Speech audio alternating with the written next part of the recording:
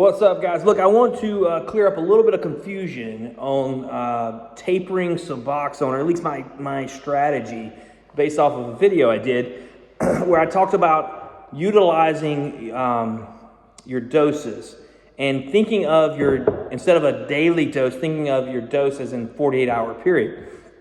Now, I think this might have gotten a little confused. People thought I was saying you can reduce your dose every 48 hours. That's not what I was saying. What I was saying was you add up your 2-day dose as your 48-hour dose, and that's where you're trying to reduce based off of where you're at in your strategic plan. In other words, if you're lowering your dose every month or every 3 months, you're not necessarily having to lower, though, every day's dose. Hopefully that clears that up a little bit. So in other words, you can taper your 48-hour dose down, keep it there, every 48 hours the same dose, every 48 hours the same dose, and then in a few months, then you can lower that 48-hour dose some more. So that might mean that Monday's dose and Tuesday's dose are a little bit different. But Monday's and Tuesday's dose added together is the same as Wednesday and Thursday's dose. Now, is that like clear as mud or what? Anyway, and again, I guess I need to say it. Everybody's taper strategy is going to be different based on what they're going through, based on where they've been. Not everybody even needs to be tapering. So you need to talk to your doctor and come up with a solid plan based on goals, based on history, based on physical symptoms, based on your withdrawal. Did you know that not everybody's withdrawal is the same? So your withdrawal may hit you harder at a different time period, based on your previous experience as to somebody else. So we have to use all this information to come up with a valid plan that we can then, adjust based on what your needs are.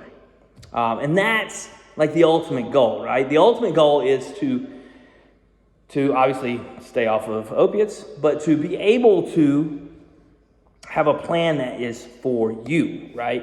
And a plan that if Christmas time comes, and maybe you're around a bunch of family, maybe or whatever, maybe you don't have family, maybe it's a depressing time, maybe there's a trigger for use, maybe you adjust your plan right then, and so you don't have to necessarily taper right now over the holidays, and you pick it back up in February or whatever, So it's not a failure if you're clean. It's not a failure, okay? Even if it's taking you longer on medication assistance than it's taking other people.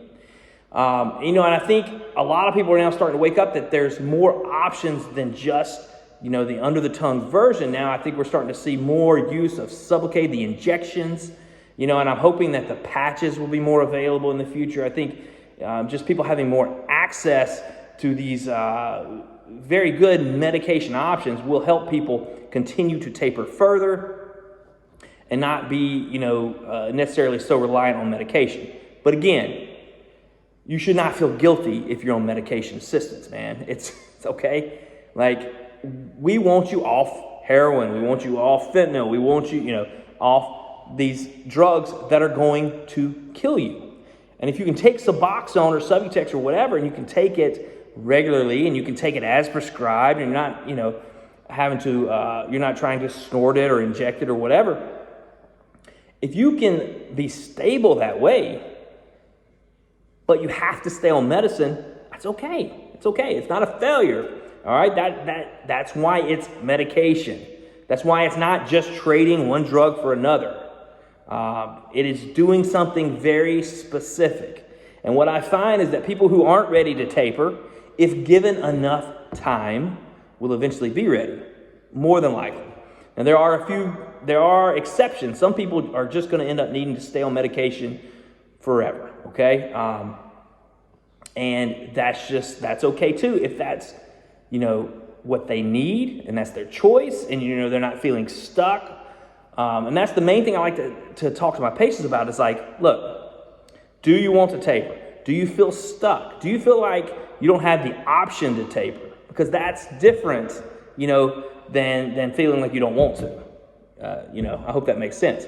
So again, I mainly just want to shoot this video to clear up the misconception about my previous video on looking at your 48-hour dose of buprenorphine. It does not mean you taper every 48 hours.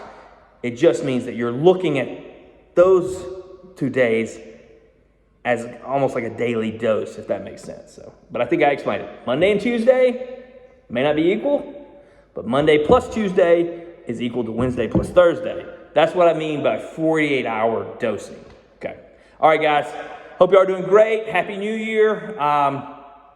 Make your resolutions, but just remember that you've got to go with the flow, and life is going to throw you some curveballs. Be disciplined, but be practical. Make somebody else's life better. Live with a purpose. Peace.